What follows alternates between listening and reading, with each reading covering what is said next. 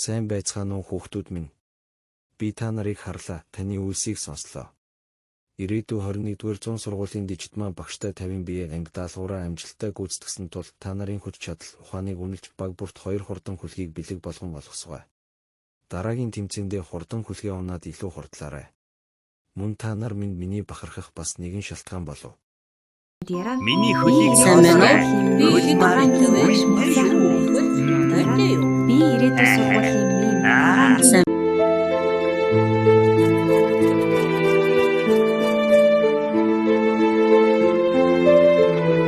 Сайн уу найзуудаа?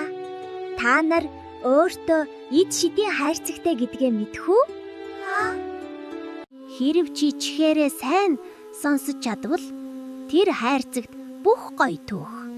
Бас сонирхолтой мэдээллүүд эрдэнэс шиг хадгалагдан үлддэг. Энэ нь сонсоод тогтоох чадвар юм.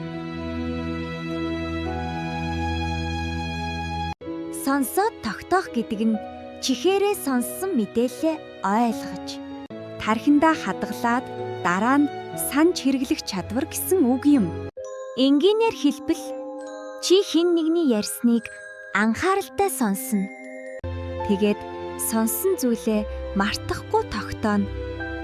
Дараа нь дахин санах гэсэн үг юм. Сонсоод тогтоох чадвараа хөгжүүлэх энгийн аргуудаас танилцуулъя. Нэгдүгээр анхааралтай сонсох дадал. Хоёрдугаарт сонссноо давтаж хэлэх. Гуравдугаарт богино хэсэг болгон сонсох даа. Дөрөвдүгээрт төсөөлж сонсох. Тавдугаарт асуулт тавьж сонсох.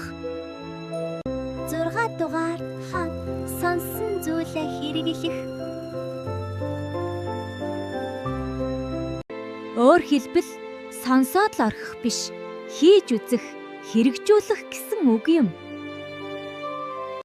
Эдгээр алхмуудыг хэрэгжүүлснээр таны чадвар сайжрах болно. Эд шидийн хайрцгаа дүүрэхийн тулд бүгдээрээ чихээ дэлдийлгээд сэтгэлээрээ сонсож сурцгаая.